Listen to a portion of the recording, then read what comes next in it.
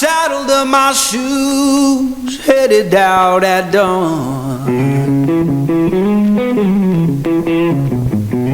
Ain't no place gonna hold me when the road keeps rolling on. Woo!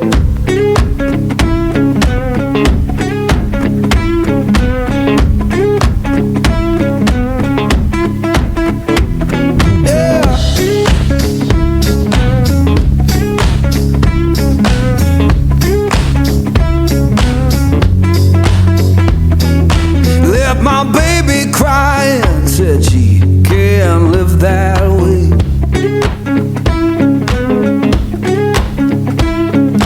Left my baby crying, said she can't live that way.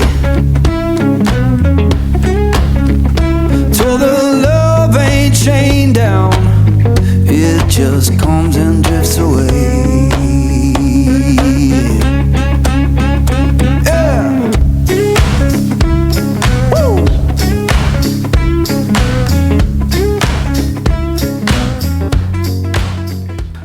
Quý vị khán giả thân mến, nhân vật chính trong video ngày hôm nay chính là một ông lão xấp xỉ 80 tuổi. Không hiểu nguyên nhân vì sao ông đã chối bỏ cuộc sống buôn làng phát triển tấp nập để chọn cho mình một nơi trú ngụ hết sức đặc biệt và bí ẩn. Nơi ông ở đó chính là một hang đá nằm tút trong rừng sâu, được bao quanh bởi những núi đá điệp điệp trùng trùng xa tít chân trời, mang lại cho chúng ta một cái cảm giác hết sức hoang sơ và một phần nào đó hơi sợ sợ quý vị.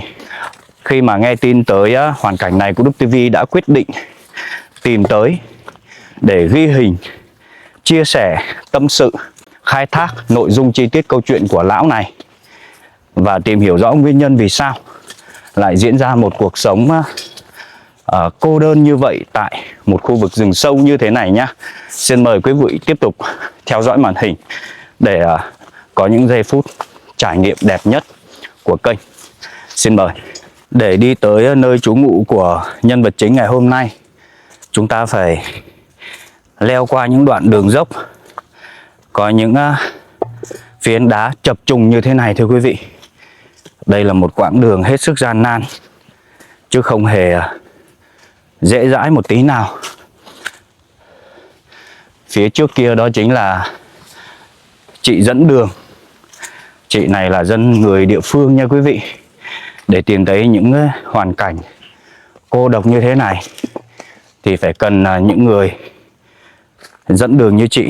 Còn không mình sẽ không bao giờ tìm thấy được. Sau một tiếng đi bộ thì Cú Đúc TV đã bước chân tới nơi trú ngụ của ông. Đây, để Cú Đúc quay sơ qua cái không gian mà nhân vật chính của chúng ta chọn nơi trú ngụ là đây. Quý vị có thể nhìn thấy xung quanh được bao bọc bởi những hang đá, phiến đá to như thế này quý vị.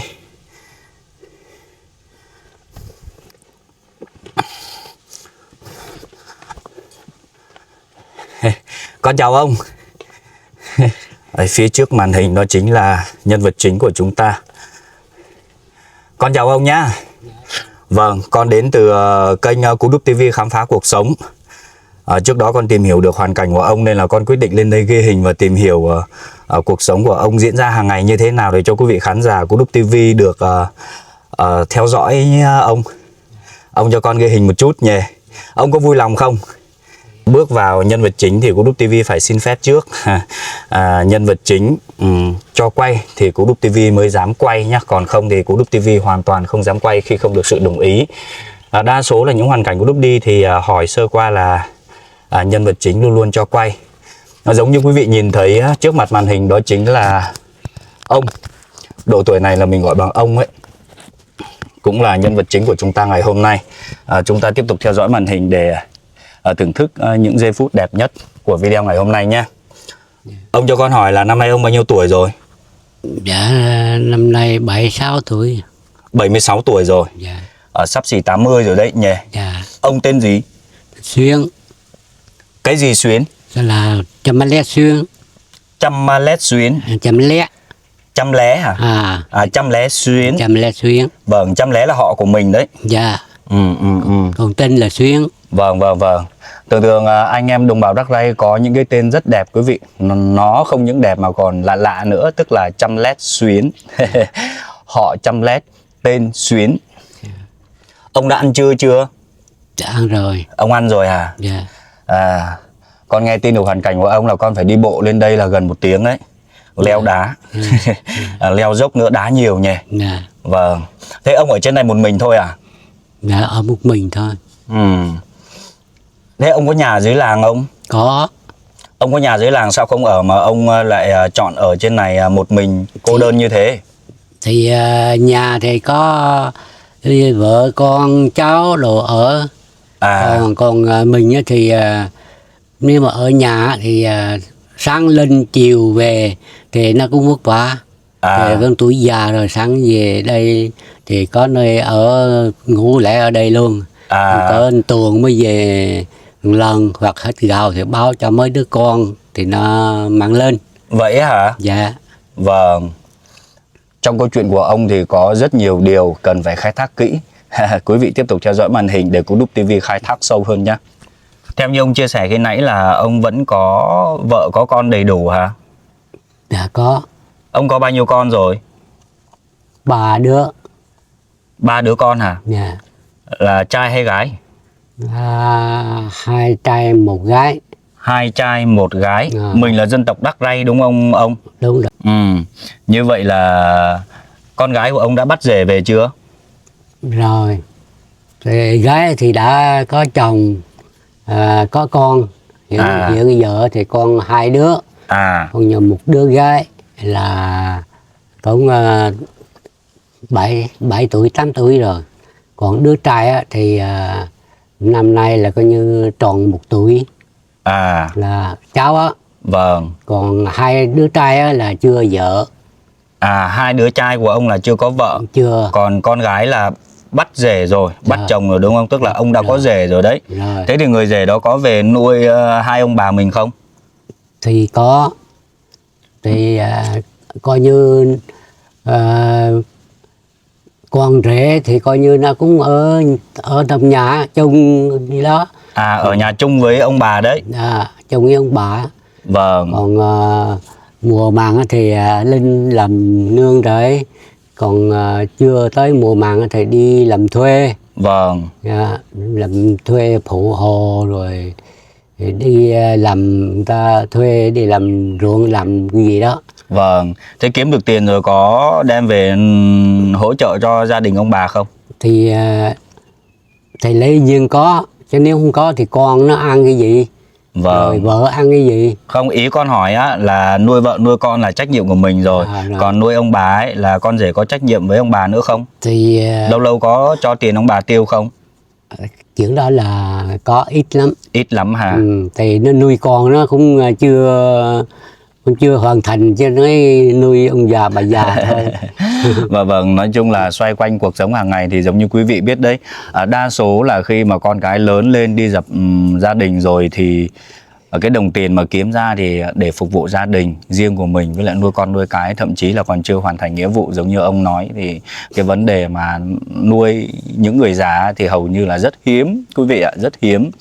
Đa số là những người già phải tự túc như thế thôi. Thế con hỏi ông này đấy là tại sao ông lại không ở dưới nhà mà ông lại quyết định chọn cho mình một cái hang đá đẹp như thế này, không gian hoàn hảo như thế này để mình sinh sống? Cái đó là coi như tự nhiên đưa đến á. Tức là tự nhiên đưa đến cho ông thôi. Con biết là điều đó là tự nhiên rồi. Nhưng mà trong lòng ông phải nghĩ như thế nào thì ông mới chọn cho mình một cái cuộc sống tươi mát và đẹp như thế, chứ con thấy không gian ở đây rất là đẹp. Cái đó là coi như trước tiên á, thì sau khi mình lên trên này mình làm rẫy, phát nương làm rẫy. Vâng. Trước là tỉa bắp và ăn, rồi là sau đó là coi như mình cũng là toàn mấy cây đào. Vâng.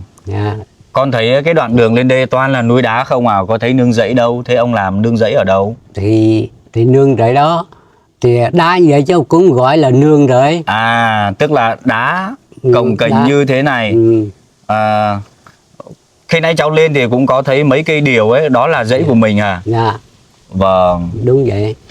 bà con ở dưới này thì đa số là trồng đào quý vị, cái lượng đất phì nhiêu là không có đâu, chủ yếu là cái diện tích là đất đá. Cho nên là mình vào cái dãy của người ta thì mình cảm giác như là rừng ấy quý vị. Ở tầng dưới là đất đá rồi cỏ mọc tùm, lưa thưa đâu đó xuất hiện mấy cây đào cổ thụ, thì bà con được coi đây là dãy của mình. Cứ chờ tới mùa rồi đi lượm từng hạt đào về để mình bán, kiếm những đồng tiền lẻ để mưu sinh qua ngày. Đó chính là cuộc sống của bà con nơi đây. Thế thì ông làm điều như thế thì một năm ông thu được bao nhiêu? Tôi theo, nếu mà thời tiết thì ưu đãi á, là coi như là có mưa thì trong lúc mà đào ra hoa ra trái á, thì mình cũng được thu chút ít, chừng 5 triệu, nhiều nhất là 10 triệu là hết cỡ. Tức là nhiều nhất là một năm là 10 triệu ấy. Là riêng gia đình của ông ấy nhỉ? Dạ. Vâng. Cái khu vực này ông đã ở đây lâu chưa? Được bao lâu rồi? Hơn 25 năm rồi. Hơn 25 năm rồi. Dạ. Ôi thế thì lâu nhỉ. Dạ lâu. Thế là ở từ lúc mà ông đang còn trẻ đấy. Dạ.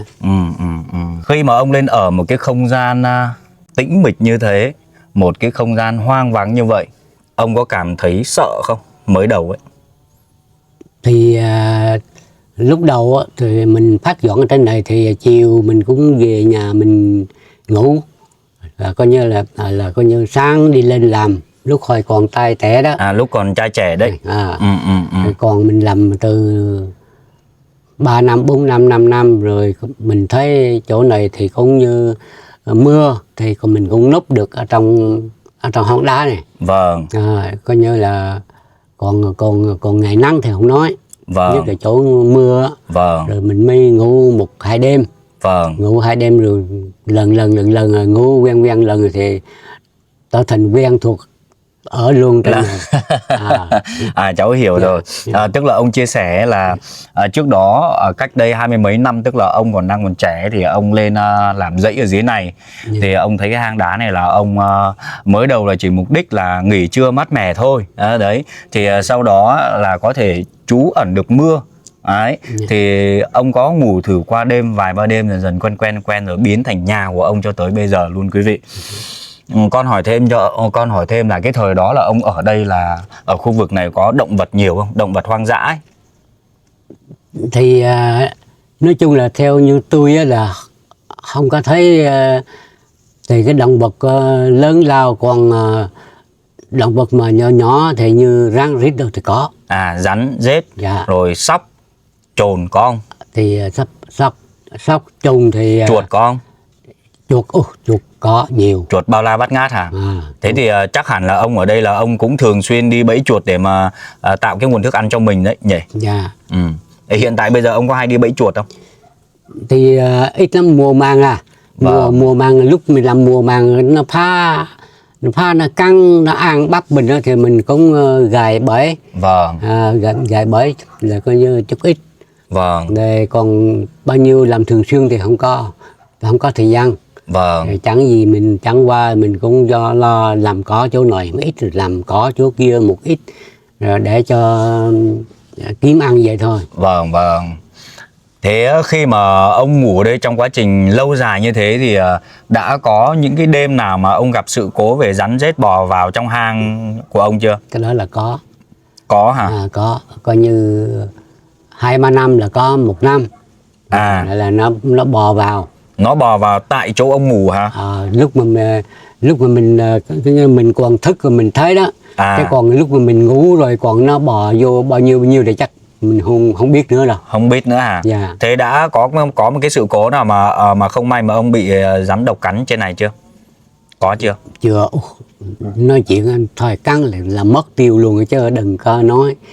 Tức là mình chưa bị lần nào đúng không? Chưa. Thế thì rắn rết vào thường xuyên như thế thì ông làm sao mà kiểm soát được?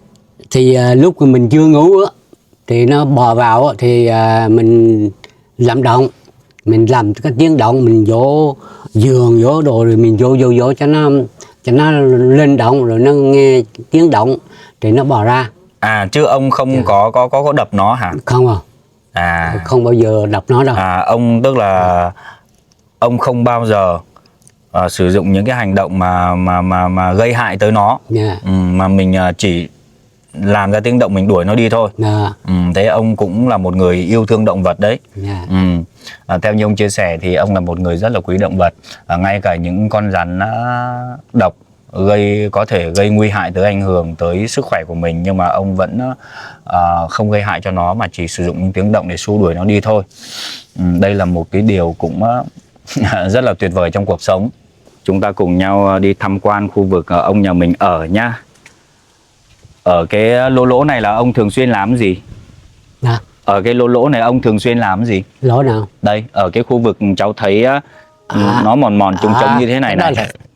Đá tự nhiên. Đá tự rồi nhiên. Rồi coi như mình cũng như là mượn chỗ, coi như mình có cái gì như dép, như đồ cũ đồ thì mình cũng dọn để đó vậy Vâng. Đây là đồ của ông, là ông treo ở đây hả? Dạ. Thế thì sau khi ông giặt đồ thì ông treo đồ ở đâu? Sau khi đồ đang ướt đấy. Đồ đang ướt thì mình xài núi đá đó. Tức là ánh nắng mặt trời phản chiếu xuống dưới cái mặt đá này thì ông trải cái đồ mình lên mặt đá này đúng không? Dạ. Vâng. Quý vị có thể nhìn thấy này, từ trên chỗ ông ở xuống đây là một vách núi thăm thẳm nha. Nhìn như thế này là có cái cảm giác hơi rung người đấy. Đấy, sâu thẳm đi xuống tiết dưới kia. Ôi, cái vách đá này nó sâu thẳm tiết dưới kia mà ông ở trên này ông không sợ gì hết hả ông? Thì ở quen rồi không biết sợ. Vâng, tối đi đường con chỉ sợ là lọ mọ rồi uống một tí nồng độ cồn phê vào nữa đi lại nguy hiểm ấy. Ông có thói quen uống nồng độ cồn không?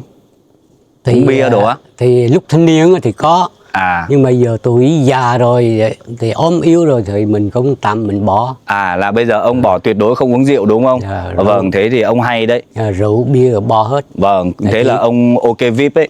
Con nước thấy ngọt là uống. Vâng, nước ngọt là ông uống đúng không? Ông nhà mình có chia sẻ rằng là thời thanh niên thì ông có uống bia uống rượu nhưng mà bây giờ ông bỏ rồi. Đây là một cái trường hợp có 102. Theo như mình nghĩ như thế. Không biết quý vị có đồng ý không, bởi vì là theo như mình thấy trong cuộc sống ấy, có nhiều người đã biết uống những cái thứ đó rồi thì càng về sau thì lại càng mê lại càng thích. Không có cái nồng độ vào mình ấy thì chân tay tự nhiên run này, chỉ cần hít mùi hơi của nó thôi là hết run ngay. Nhưng mà ông nhà mình đã quyết định bỏ khi mà ông cho rằng là ốm yếu rồi nên bảo vệ sức khỏe. Rồi chúng ta lại đi tham quan tiếp. Ở đây là khu vực nấu ăn của ông nhỉ? Đây, chúng ta có thể nhìn thấy đây là bếp của ông này. Cái bếp này thì khi mà mưa to xuống có dột không ông? Có. Vẫn dột hả? Dột thì làm sao mà ông nấu ăn được? Thì lúc mà đỡ mưa thì mình nấu, còn nếu mà mưa lớn thì nó cũng chạy, tôi cũng đổ, tôi làm để cho ngăn nước, nhưng mà cuối cùng nước cũng bò vào được Rồi cháu hiểu cái nguyên lý của nó rồi. Tức là nếu mà mưa to ấy thì nước nó dột thẳng xuống không sao. Nhưng mà khi mà cái lượng mưa nó tạnh rồi á thì từng giọt mưa nó sẽ chảy xuống và lan theo từng kẽ như thế này xuống đây đấy, và nó rớt thẳng xuống cái khu vực mà ông sinh hoạt đây quý vị. Đấy gọi là chung quanh này. Còn ngay chỗ bếp thì ít. Vâng, tức là xung quanh này là mưa nó có giỏ nhỏ xuống hết nhỉ. Đây chúng ta bước qua đây một tí xíu. Thế thì ông ở trên hang đá như thế này, chính quyền có lên làm khó ông không? Ở đây cháu thấy toàn là rừng núi không à? Thì lúc mà tôi ở đây không có thấy. Tức là chính quyền vẫn để cho ông ở đúng không? Vâng, ông ở đây thì ông không có làm hại tới tài nguyên môi trường nên là chính quyền vẫn cho ông ở. Đây cháu thấy có cái lớp xi măng mà ông bọc xung quanh cái hòn đá này là ông ngăn nước mưa đúng không? Đúng rồi ạ. Vâng. Thế là ông nhà mình cũng có một cái tư duy hết sức tốt đấy quý vị. Ông đã biết rằng là mình phải lấy cái xi măng trộn với cát để mình bao bọc một cái lớp mặt đá ngoài này để ngăn cản nước mưa xâm nhập vào khu vực mà ông sinh hoạt. Thế có ngăn được không ông? Có ngăn được nước mưa không? Ông làm như thế này xong có ngăn được? Chưa ngăn được. Chưa ngăn được. Chưa ngăn được. Sau khi bây giờ thì mình mới nghĩ đây mình xây như vậy là đúng rồi. Vâng. Nhưng mà lại mình không có quét lắng xi măng. À, Lẽ ra thì mình viết lăng xi măng á, thì nó không có chung vào, nó xuống vào là mấy chỗ này nữa. vâng, thế ông có dự định thiết kế lại không? Thì để nay mai có tiền á là chắc mua một bao về thì làm lại cho giờ sao. À, thế là ước mơ của ông là có tiền để mình thiết kế lại cái công trình này đúng không? Dạ. Rồi ngăn cản nước mưa xâm nhập vào khu vực mà ông sinh hoạt hàng ngày đúng không? Dạ. Rồi cháu sẽ tí nữa cháu sẽ giúp ông thực hiện ước mơ đó của ông nhé. Dạ. Cái vấn đề này thì không có gì phải lo lắng. Ô, thế ông đi lượm những cái khúc này là khúc gì? Thì gỗ là coi như gỗ lõi á. À, cái này là xương ấy nhỉ, À, tức là lõi gỗ ấy. Cháu lõi. thấy là bền phết ấy nhỉ. Dạ. Thế ông lượm về ông đun hay là ông lượm về với mục đích gì? Lượm về để mình cần làm cái gì thì mình làm. Giả sử như mình làm cối nhỏ nhỏ hoặc mình làm cối là chủ yếu là làm cối à. Còn mấy cái cây mà nó xấu hung á là đưa vào bếp trộn. Chứ Vâng. bây giờ cách nào nữa? Thế ông làm cối gì? Thì đưa vào bếp để mình trộn lửa bình thường thôi, chứ giờ biết làm cái gì mấy Không, khi nãy ông nói là ông làm cối á, ông lựa những cái cây gốc đẹp đẹp ra, ông làm cối là cối gì? Cối giã ớt hả? Là làm cối á. Thế ông đã từng làm cái nào chưa? Thì tôi làm một cái rồi thôi. Vâng, ông cho con xem nào.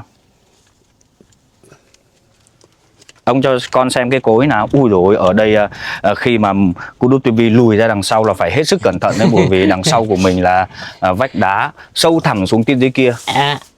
Đây, cháu thấy rồi. Đây là cối hơi lớn á. Đây là cối mà ông tự làm đúng không? Dạ. Vâng, cho cháu xem một chút nha. Dạ. Ông nhà mình úp lên như thế này quý vị. Đây, đưa ra ngoài này để chúng ta cùng xem cái cối truyền thống của ông. Đấy. Đây. Quý vị nhìn thấy đây là cái cối mà ông đục đẽo từ những cái lõi gỗ ra nha. Cực kỳ chắc chắn luôn quý vị. Cái cối này là đảm bảo chất lượng cao đấy. Thế tí nữa ông cho con xin được không? Ông cho con xin cái cối này về để con giã ớt làm kỷ niệm cho Kudup TV được không? Ông có cho không? Thì cần thì lấy đem về cho giờ. Giống như quý vị biết đấy, anh em đồng bào ở trên vùng cao như thế này, mình xin bất cứ cái điều gì đó, dù cái đó là có giá trị hay không, thì khán giả nhân vật chính luôn luôn gật đầu và tươi cười cho nha. Đấy, đó là một cái tình cảm hết sức là đặc biệt, hết sức là đáng quý trong cuộc sống. Con chỉ đùa ông một chút xíu thôi. Chứ bây giờ ông làm nặng nhọc vất vả ra thế này, làm sao mà con dám xin được, ông cho con không dám nhận.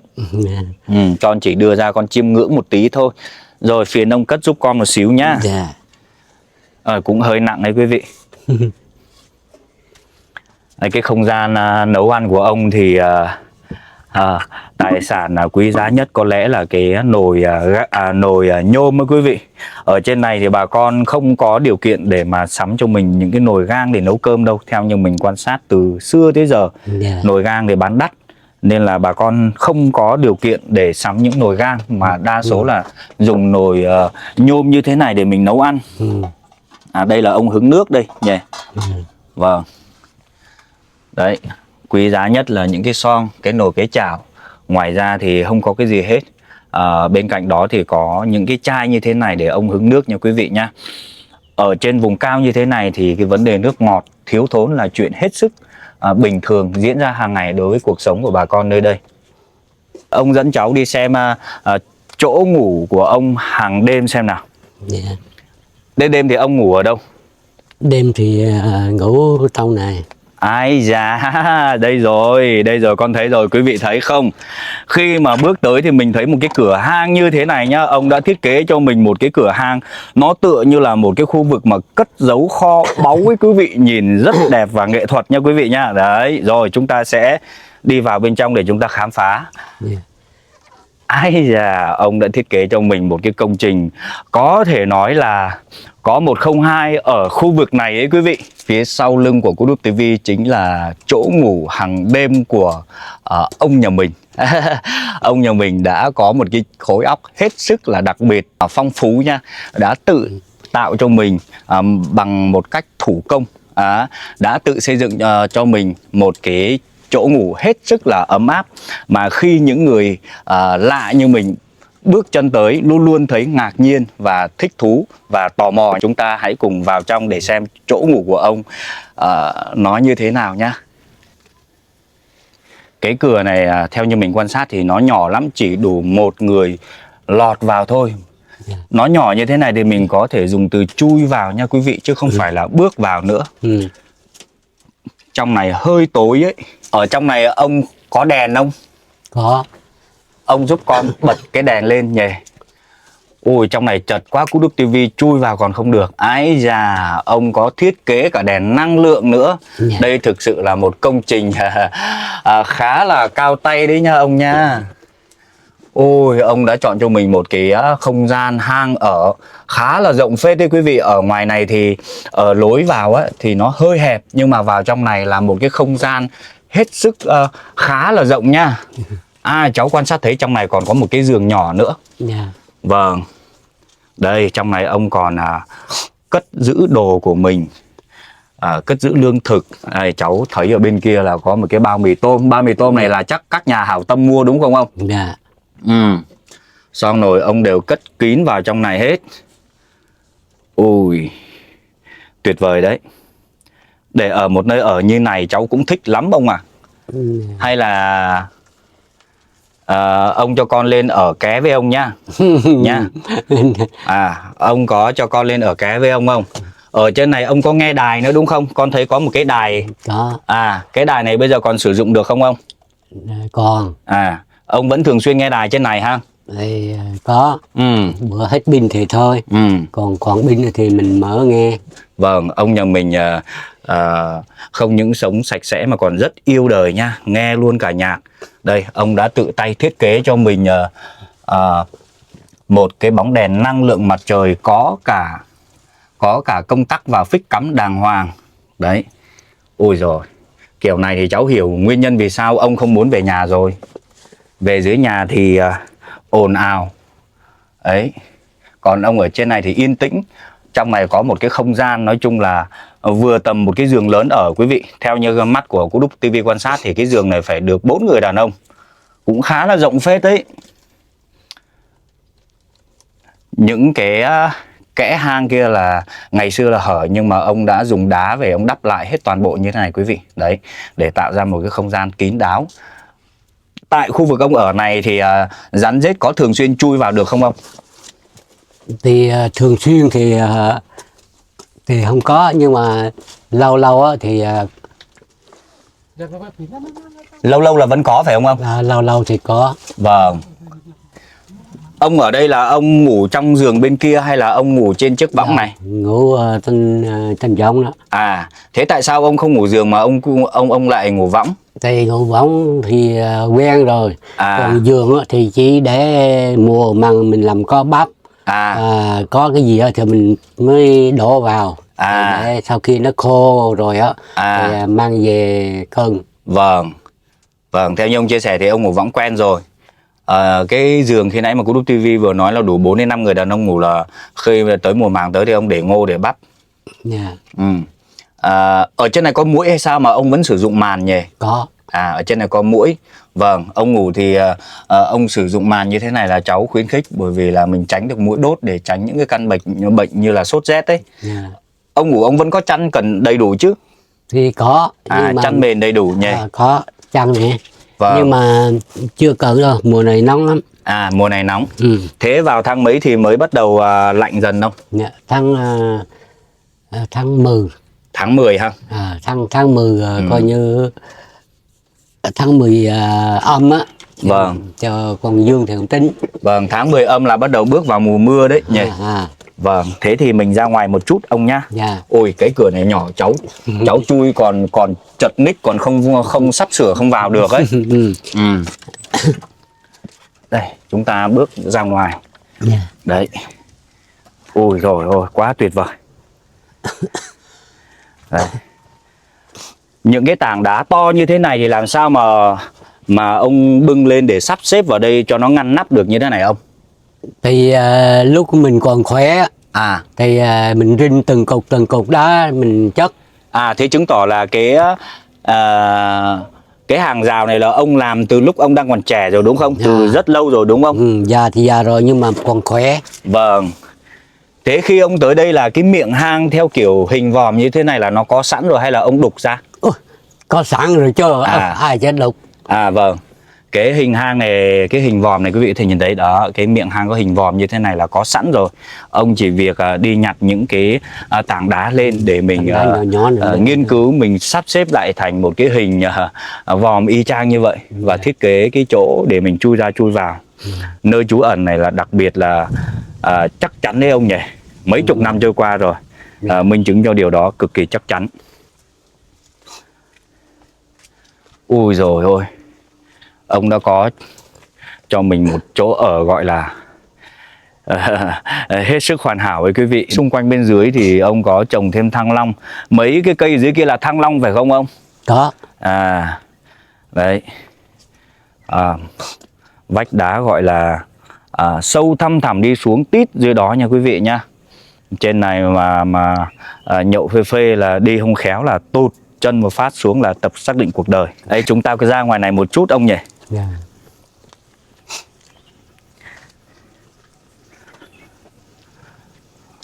Ui trời ơi, ai mà yếu tim mà đi qua trên này là không dám nhìn xuống như quý vị. Đấy, một cái mặt đá này sâu thẳm xuống tít dưới kia.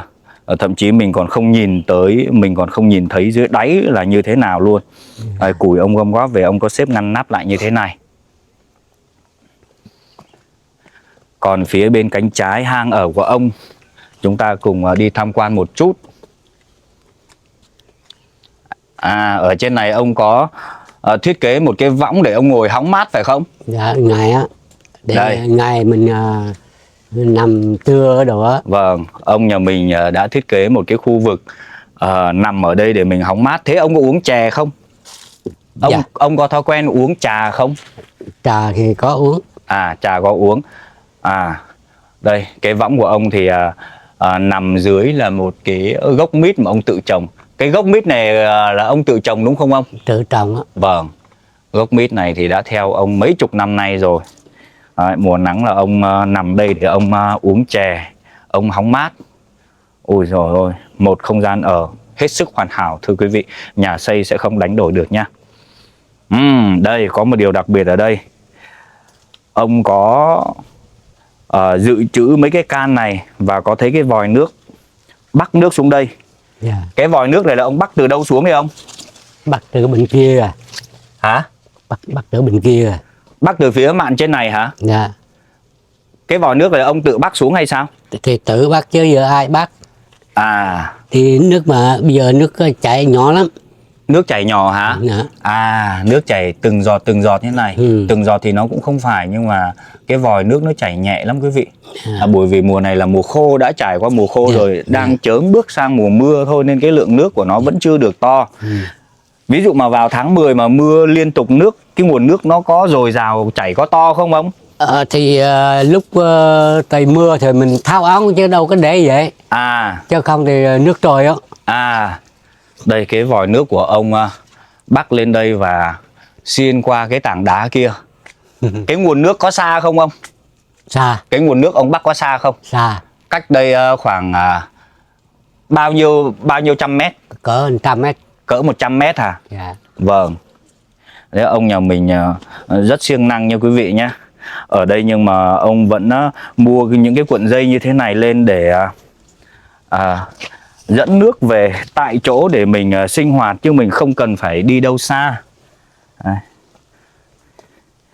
Đấy, một cái tảng đá được vây quanh chỗ ông ở, kéo dài và rộng rãi như thế này. Ôi, trên này ví dụ như Cú Đúc TV mà được ở, Cú Đúc TV sẽ thiết kế những cái bàn cà phê tuyệt hảo ở đây quý vị. Hay là ông cho con lên ở với ông trên này đi nhỉ? Mình ở trên này mình bầu bạn với nhau rồi con pha chè pha cà phê cho ông uống được không? Thì đó là tùy chứ giờ biết nói sao. Hay là ông bán lại cái hang này cho con đi nhỉ? Ông có bán không? Bán ơi. Hả? Làm sao mà bán được? Ông có bán không? Ông bán thì con mua lại để con lên con ở nhá. Con cũng thích cái không gian ở gọi là tĩnh mịch, thoải mái, mát mẻ như thế này đấy. Dạ. Ông có bán không? Thì cái đó là tôi cũng không biết nghĩ sao nữa. Khi mà nhắc lại bán thì ông hơi ngập ngùng một tí. Tức là cái ý này là ý là không muốn bán ở đấy, bởi vì là cái nơi ở gắn bó với ông suốt mấy chục năm qua, để lại rất nhiều cái kỷ niệm đẹp. Để mà bán thì chắc là có lẽ là không. Con thấy ông có tuổi rồi nhưng mà ông vẫn luôn luôn tạo ra cho mình một cái không gian sống hết sức đẹp. Cháu nghĩ là rất đẹp ấy. Ông ở rất là sạch sẽ. Kiểu này là ông không muốn về dưới làng, đó cũng là nguyên nhân chính đấy ông nhỉ. Ở trên này tĩnh mịch, thoải mái, yên tĩnh biết bao. Xuống cái làng thì con đàn cháu đống hò hét liên tục, tiếng xe rồi xe cộ nó gây đinh tai nhức óc. Với lứa tuổi này thì mình không thích tiếng ồn nhỉ. Thế thì ông ở trên này sao ông không kiếm một bà trẻ lên ở với ông cho thoải mái? Ông có muốn kiếm thêm một bà trẻ nữa lên đây để ở cho thoải mái không? Để con giới thiệu cho. Thì đừng có nói trẻ. Già cũng người ta cũng không chả coi gì nữa. Chả coi gì nữa. Tầm này nhìn ông vẫn còn phong độ như này, vẫn kiếm được một bà tầm khoảng độ 50 tuổi nữa. Thôi. Nhè. Thôi thì bên ngoài ai đoán sao đoán, chứ giờ thực tế mình suy nghĩ á, thôi chắc là giả sử như mà còn thì coi như là bà còn, giả sử như bà mất chắc là mình cũng không có cần tìm kiếm nữa đâu. Không cần tìm kiếm nữa hả? Ở trong một cái không gian đẹp như thế này thì con nói đùa với ông một chút thôi. Chứ con không có nói thật. Ở một nơi hoang vắng như thế này, ông ngủ thì ông đã bao giờ mà nằm mơ hoặc gặp những cái điều gì bí ẩn trong cuộc sống chưa? Hay là họ gọi theo cách khác là mình đã bao giờ thấy ma chưa? Không thấy không? Không bao giờ thấy. Không. Từ xưa tới giờ. Từ xưa tới giờ chưa thấy không? Ngủ là mình ngủ đêm tới sáng, hoặc là mình có thức á, thì mình cũng thức bình thường. Chứ không có thức thấy rắn, thấy rít, thấy ma này, thấy thuốc gì là không có. Tức là mọi thứ thường vẫn luôn luôn diễn ra một cách rất là êm đẹp với cuộc sống của ông ở trên này đúng không? Nếu mà vô tình mà thấy chắc ông không dám ở nhỉ? Không dám ở đâu, chắc nếu mà thấy chắc mình cũng sợ chứ. Vâng. Thế ông ở trên này có sóng điện thoại không? Không. Không có sóng điện thoại hả? Dạ. Sóng thì có, nhưng mà bản thân tôi thì không có quen xài mấy thứ đó. Tức là sóng điện thoại vẫn có, để cháu kiểm tra xem có không. Dạ. Trên này vẫn có sóng nhưng mà yếu. Yếu. Vâng. Thế thì nếu như mà ông không xài điện thoại thì vô tình mà trong cuộc sống ông gặp sự cố gì thì ông thông tin liên lạc với gia đình bằng cách nào? Thì bằng cách nào là chỉ có chịu thua thôi. Chịu thua hả? Giả sử như mà bất đắc dĩ mà bệnh nặng thì giờ sống chết thì chắc mình không có nghĩ nữa chuyện đó nữa. Vâng. Còn chuyện mà điện thoại thì mình ít dùng điện thoại lắm. Vâng. Mình không có dùng cho nó, đừng có nói ít. Vâng. Không biết dùng nữa. Thế ông ở trên này thì ông đã từng gặp sự cố là mình bị ốm nặng chưa? Chưa bao giờ? Dạ chưa. Tức là ông luôn có một cái sức khỏe hết sức dồi dào ấy. Ông gần 80 tuổi rồi. Nhưng mà quý vị có thể nhìn thấy ông có một cái thân hình nhỏ bé và chắc chắn về gân cốt. Ông chia sẻ là ông chưa từng bị ốm nặng lần nào. Theo cách ông chia sẻ thì với lại là theo cái cách nhìn ngoại quan như thế này, ông có một cái sức khỏe hết sức là đáng nể quý vị.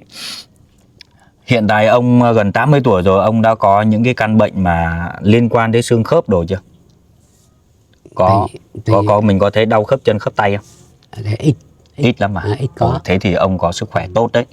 Cháu thấy là đa số một số người là 60 tuổi là đã có cái dấu hiệu là bệnh đau xương khớp rồi đau vai gáy rồi. Nhưng mà ông nhà mình thì hoàn toàn chưa nhỉ?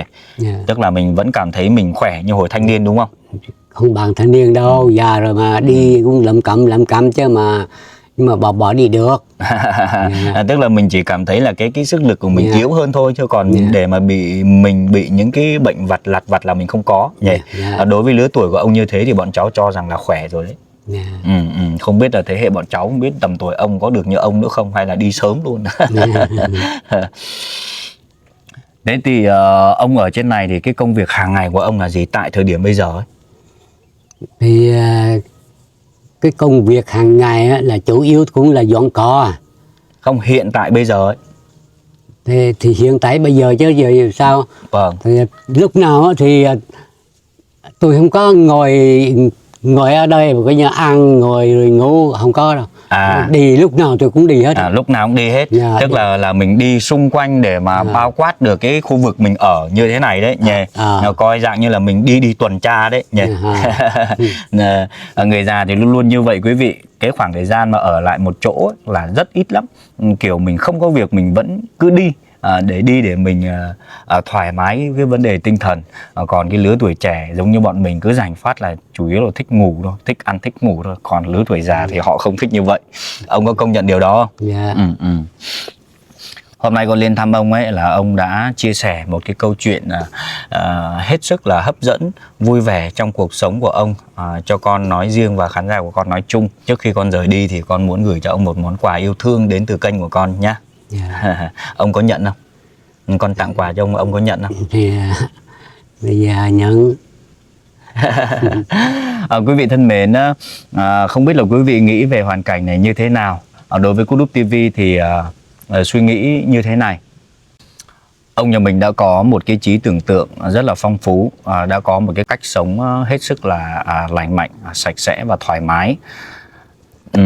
Trong câu chuyện của ông thì cũng không có gì là khắc khổ hay là xót thương nhiều cho lắm. Tức là ông muốn lựa chọn cho mình một cách sống như thế này.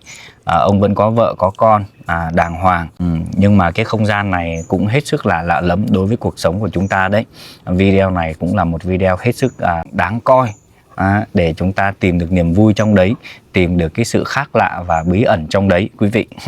Trước khi rời đi thì Cú Đúc TV sẽ gửi tặng một món quà yêu thương của mình dành cho ông nhé.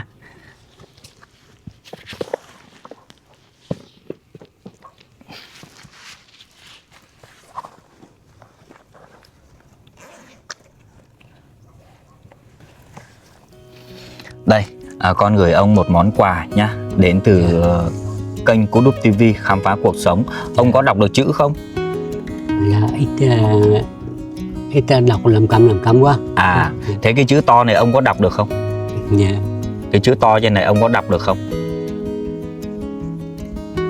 Cái gì Cú Đúc TV gì đó. Vâng, Cú Đúc TV là ông đọc đúng rồi đấy. Còn cái chữ to dưới này khám phá cuộc sống. Ôi thế thì ông đọc lưu loát đấy chứ. Vâng, ngày xưa ông học hết lớp mấy? Lớp 6. Lớp 6 thế lớp 6 thì nhận biết mặt chữ tốt rồi. Nhưng mà qua mấy chục năm mà ông không quên được là ông có trí nhớ tốt đấy. Đấy thì trước khi con rời đi thì con gửi lời chúc sức khỏe tới ông nhá. Ông chúc ông luôn luôn có một cái cuộc sống bình yên, hạnh phúc, luôn luôn có một cái năng lượng tốt trong cuộc sống và có một cái sức khỏe cường tráng để mình tận hưởng cái cuộc sống nhiều hơn trong tương lai. Và chúc cho toàn bộ gia đình của ông cũng y như vậy, luôn luôn sức khỏe và bình yên trong cuộc sống. Con cảm ơn buổi nói chuyện ngày hôm nay của ông. Ông đã có một cái sự chia sẻ hết sức là tự nhiên, hết sức là trôi chảy. Vâng, con cảm ơn ông rất nhiều. Quý vị thân mến, đã đến lúc Cú Đúc TV khép video tại đây. Cuối video cho mình gửi lời chúc sức khỏe và bình yên tới tất cả gia đình của chúng ta. Nếu như quý vị thấy kênh của Cú Đúc TV hay, đừng quên thả cho mình một nút like, chia sẻ và nút chuông để đón những video mới nhất của mình nhé. Và bây giờ mình nói lời xin chào. Tôi không có gì hơn thì cũng trước thì chúc mừng thì anh coi như là chú đã đến tới nơi. Vâng. Rồi còn tặng quà nữa. Vâng. Tôi hết sức là là vui. Vâng. Và xin cảm ơn á. Vâng, giống như quý vị biết đấy, khi mà cái hoàn cảnh mà sống côi cút cô đơn như thế này mà có những người lạ hoặc là những người quay phim giống như Cú Đúc TV đây lên thì thực sự là những hoàn cảnh này sẽ cảm thấy rất vui, bởi vì họ được chia sẻ, được bầu bạn những điều mới mẻ trong cuộc sống, thì những hoàn cảnh như này cảm thấy rất là vui. Ông có thấy vui không? Dạ thấy cũng vui. Cũng vui thôi à? Dạ. Chứ nếu mà có từ cũng trong đấy thì ý là vẫn chưa vui hoàn toàn đúng không? Vui. Mình đùa ông một tí xíu thôi quý vị. Ông rất vui ấy, chứ không phải là cũng vui đâu, nhưng mà do cái cách thể hiện của ông thì chưa được chỉnh chu cho lắm, nhưng mà cái hàm ý của câu nói đó là mình hiểu được là rất vui. Rồi, thế con cảm ơn ông nhá, con xin phép được bắt tay với ông. Rồi con dừng quay nhá. Thôi chào tất cả quý vị nhé.